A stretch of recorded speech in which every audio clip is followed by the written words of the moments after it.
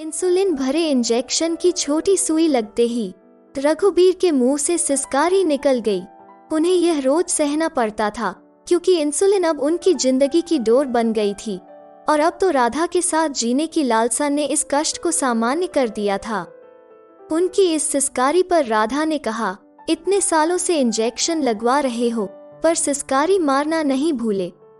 कोई छोटे बच्चे तो हो नहीं जो इंजेक्शन लगते ही सिस सिस करने लगते हो। अरे राधा, तुम्हें मैं बड़ा लगता हूँ, रघुबीर ने हमेशा की तरह कहा। अब उनके लिए तो राधा ही सर्वस्व थी, एक मित्र, साथी और प्रेमी। हाँ, प्रेमी भी। इसीलिए तो जब जब राधा अपनी चश्मा चढ़ी आंखों को फैलाकर इंजेक्शन भरने लगती, रघुबीर एकटक उनके चेहरे को ताकते रहते और जब वो इंजेक्शन लगाती रघुबीर सिसकारी जरूर भरते। राधा को पता था कि रघुबीर ऐसा जानबूझकर करते हैं, फिर भी वो जरूर कहती, सच में इंजेक्शन से बहुत दर्द होता है। इसके बाद रघुबीर के नक के साथ शुरू हुआ संवाद राधा की जिंदगी की डोर था। 2 साल हो गए थे रघुबीर और राधा को इस वृद्धाश्रम में आए। यहाँ पहला कदम रखने का दुख आज हृदय के किसी कोने में दब कर रह गया है। जब ये आए थे तब दोनों के पैर साथ चलते थे और अब हृदय की धड़कन भी साथ चलती है, जैसे एक की थम जाएगी तो दूसरे की भी। मैं भी यहाँ बैठ जाऊं? राधा ने पार्क में लगे झूले पर बैठे रघुबीर से पूछा, पर रघुबीर का ध्यान तो कहीं और था। वो सामने रखे गमले में लगे कैकेट्स को एकटक ताक रहे थे। मैं भी यहाँ बैठ जाऊं? राधा ने दोबारा पूछा। इस बार भी जब कोई जवाब नहीं मिला तो राधा झूले पर बैठ गई। थोड़ी देर तक झूले के साथ मौन भी झूलता रहा। राधा ने अचानक पैरों को जमीन पर रखकर झूले को रोकते हुए पूछा, आप केवल कैकेट्स को ही क्यों देखते हैं? मुझे लगता है इस जीवन में मैंने केवल कैकेट्स ही बोए हैं, इसीलिए कैकेट्स मुझे अच्छा लगता है। शायद इसी वजह से मैं यहाँ हूँ भी।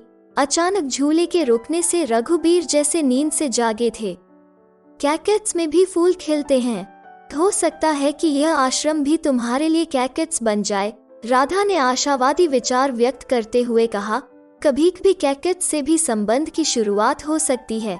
रघुबीर जब से इस आश्रम में आए थे उनके चेहरे पर हमेशा उदासी ही छाए रही। आश्रम में रहने वालों से वो बातचीत भी बहुत कम करते थे, हमेशा वो अकेले ही बैठे रहते थे।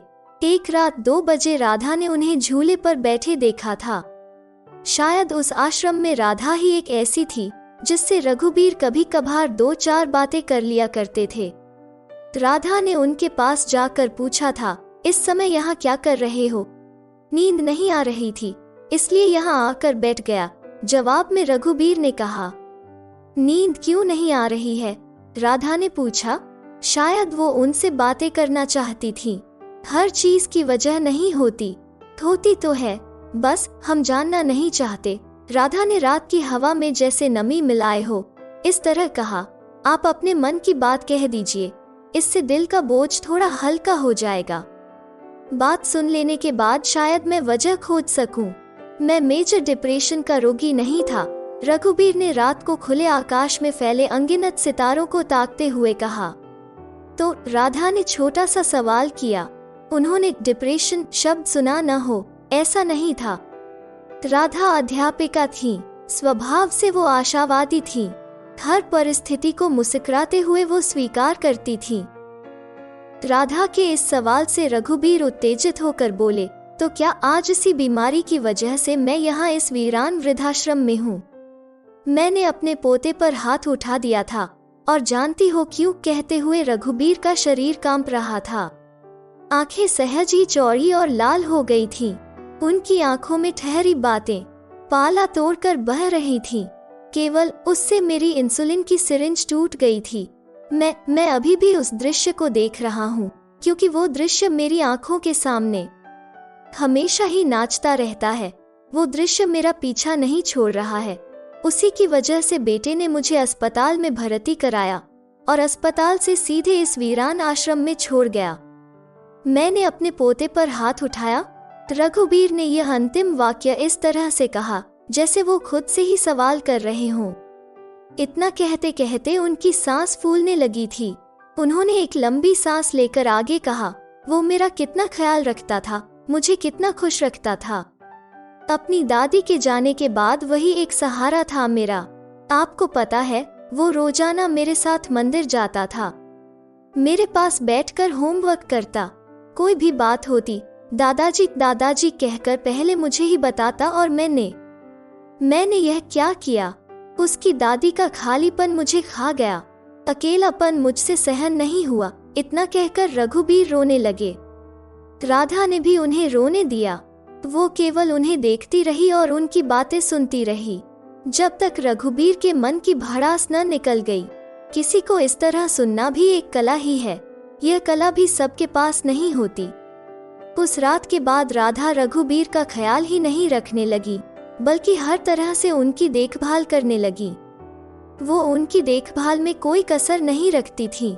रोजाना याद करके उनकी दवाएं देना, इंसुलिन का इंजेक्शन लगाना, अब यह सब वही करती थी। दोनों साथ बैठकर भगवद गीता का पाठ करते, उसका अर्थ समझने के लिए दोनों एक दूसरे के साथ लंबे समय तक पार्क में टहलते हुए चर्चा करते। कभी कभी बातों में विरोधाभास होता तो तुम ही सच्चे हो, मैं गलत हूँ, पर बात खत्म हो जाती। इस तरह दोनों में मीठा झगड़ा भी होता। सालों बाद रघुबीर के लिए अब यह वीरान आश्रम रंग बिरंगा फूलों से भरा उपवन लगने लगा था। एक दिन राधा का बेटा उनसे मिलने आया। उसने माँ से घर चलने को बहुत कहा, पर वो घर जाने को राजी नहीं हुई। उस समय रघुबीर को पता चला कि राधा स्वेच्छा से आश्रम में रहने आई थी। वो तो अपने गांव में ही रहना चाहती थी, जबकि बेटा गांव का सब कुछ बेचकर शहर में बस जाना चाहता था। वो सादगी से जीने की आदी थी, इसलिए उन्होंने बेटे से कहा था, मैं वृद्धाश्रम में रहूंगी। बेटे और बहू ने बहुत समझाया कि समाज में उनकी बड़ी बदनामी होगी, पर वो नहीं मानी और वृद्धाश्रम में रहने आ गई थी। एकांत उनकी प्रवृत्ति थी, वो रहती भी एकांत में ही थी। पर राधा और रघुबीर को कहाँ पता था कि वृद्धाश्रम में आने के बाद उन्हें एक साथी मिल जाएगा, जिससे निरंतर बातें की जा सकेंगी, नाराज भी हुआ जा सकेगा और मनाया भी जा सकेगा। इतने सालों से साथ रहते रहते उनके बीच सात्विक प्रेम का सेतु बंध गया था। दोनों एक बार फिर युवा हो गए थे, उनमें फिर से प्रेम हो गया था और जिंदगी एक बार फिर से प्रेममय हो गई थी।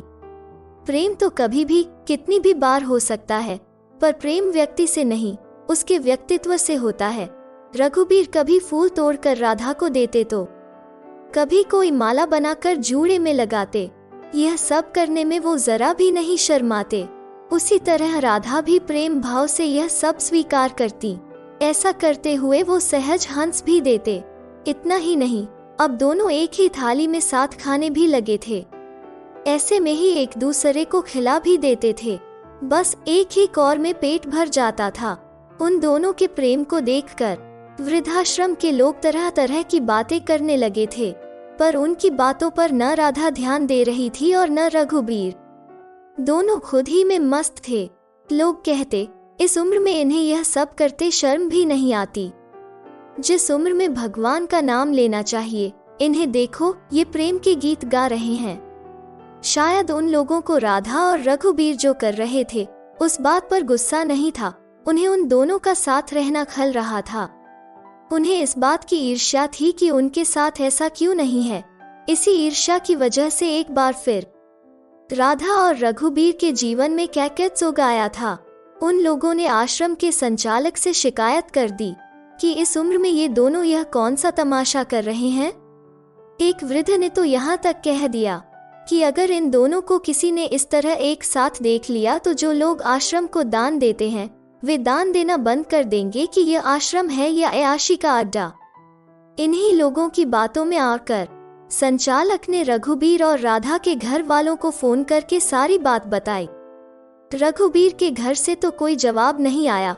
कहा गया कि आपको उनके बारे में जो निर्णय लेना हो लीजिए, हम लोगों को अब उनसे कोई मतलब नहीं है। जबकि राधा का बेटा राधा को ही नहीं, रघुबीर को भी अपने घर ले जाना चाहता था, पर इस बार भी राधा ने साफ मना कर दिया। तब बेटे ने यह जरूर कहा कि मुझे पता नहीं था कि मम्मी इसीलिए अकेली रहना चाहती थी।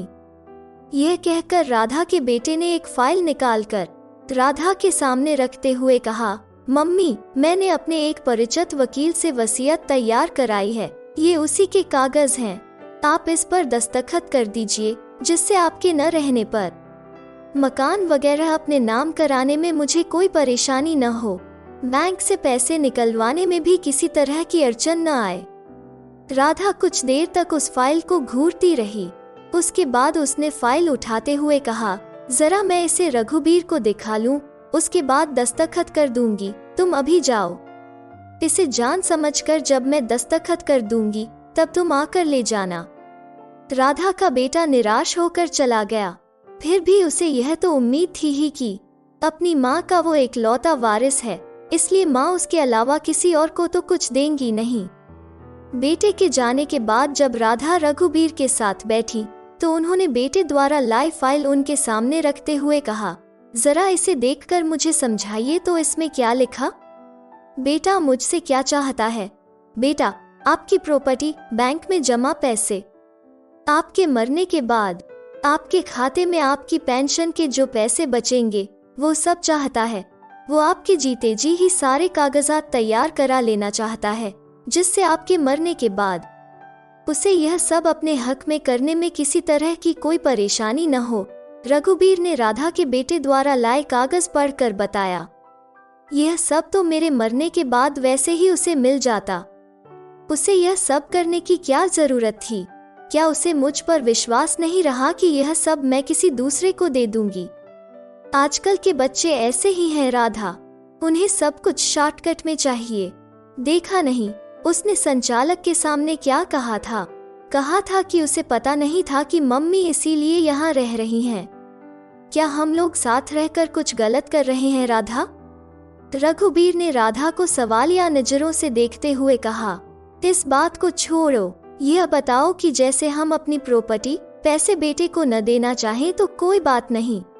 चीज तुम्हारी है, जिसे मन हो उसे दो। इस पर तुम दस्तखत नहीं करोगी तो वो तुम्हारी प्रॉपर्टी और पैसा कैसे ले लेगा? अच्छा, मैं जिस किसी को अपनी प्रॉपर्टी या पैसा देना चाहती हूँ उसके लिए मुझे क्या करना होगा? राधा ने पूछा। इसके लिए कई विकल्प हैं, आप कोई भी विकल्प अपना सकती हैं, जैसे कि वसीयत, रजिस्टर्ड वसीयत, रजिस्ट्री, पावर ऑफ अटॉर्नी वगैरह, रघुबीर ने बताया। इनमें सबसे बढ़िया विकल्प कौन सा है? सबसे बढ़िया तो रजिस्ट्री है। रजिस्ट्री होने के बाद कोई कुछ नहीं कर सकता, क्योंकि इसमें रजिस्ट्री करने वाले के जीते जी ही उसे कब्जा मिल जाता है। पर बाकी विकल्प भी बुरे नहीं हैं। हाँ, उनका भी रजिस्ट्रेशन तहसील में जाकर करा दिया जाए तो। रजिस्टर्ड वसीयत हो या पावर ऑफ अटॉर्नी, इनका भी उतना ही महत्व है जितना रजिस्ट्री का। पर इनमें बाद में कोई हकदार अड़ंगा लगा सकता है, पर अंत में सब कुछ मिलता उसी को है जिसके नाम रजिस्टर्ड वसीयत या पावर ऑफ अटॉर्नी होती है, रघुबीर ने समझाया। अच्छा, वसीयत और पावर ऑफ अटॉर्नी में क्या अंतर है? वसीयत में हम अपनी प्रॉपर्टी किसी को अपने मरने के बाद देने की बात करते हैं, जबकि पावर ऑफ अटॉर्नी में हम अपनी प्रॉपर्टी पर अधिकार प्राप्त करने की बात करते हैं। यह दो तरह की होती है, एक में जीवित रहने तक ही अधिकार होता है, जबकि दूसरी में मरने के बाद भी अधिकार बना रहता है, रघुबीर ने कहा। पर तुम यह सब जानकर क्या करोगी? सामने ये जो कागजात रखे हैं उस पर दस्तखत करने के पहले यह सब जान लेना जरूरी था ना? कहकर राधा ने बेटे द्वारा दी गई वो फाइल एक किनारे रख दी। राधा और रघुबीर के बीच का प्रेम आखिर आश्रम में रहने वाले लोगों से देखा नहीं गया। सभी ने मिलकर निर्णय लिया कि किसी भी तरह रघुबीर और राधा को आश्रम से बाहर किया जाए। आखिर किया भी वही गया। निर्णय सुनकर दोनों में से किसी ने कारण नहीं पूछा। उन्होंने तो तय कर लिया था कि अब कुछ भी हो दोनों साथ रहेंगे। आर्थिक रूप से वे सुदृढ़ थे ही, केवल शरीर से ही थोड़ा कमजोर थे, लेकिन दोनों के मन मजबूत थे, इसलिए तन की चिंता नहीं थी। वे खुश थे क्योंकि दोनों एक दूसरे की सांस बन चुके थे। राधा ने आश्रम के गेट से निकलते हुए कहा, हमारा आगे का रास्ता शायद अब कैकेट्स का फूल होगा। सचमुच उनका आगे का रास्ता कैकेट्स का फूल ही साबित हुआ। राधा और रघुबीर एक दूसरे का हाथ थाम कर आश्रम से निकले तो अंत तक दोनों एक दूसरे का हाथ थामे रहे। आश्रम से निकलकर उन्होंने अपना अलग घर बसा लिया था। घर का काम करने के लिए उन्होंने नौकरानी रख ली थी। दोनों मिलकर खाना बनाते, साथ बैठकर प्रेम से खाते, सुबह शाम साथ घूमने जाते। उनके दिन हंसी खुशी से बीतने लगे। एक दिन राधा रघुबीर के साथ तहसील गई और कहानी कैसी लगी प्लीज लाइक करें और रोज नई कहानियों के लिए चैनल को सब्सक्राइब जरूर करें। अपना सब कुछ राधा के नाम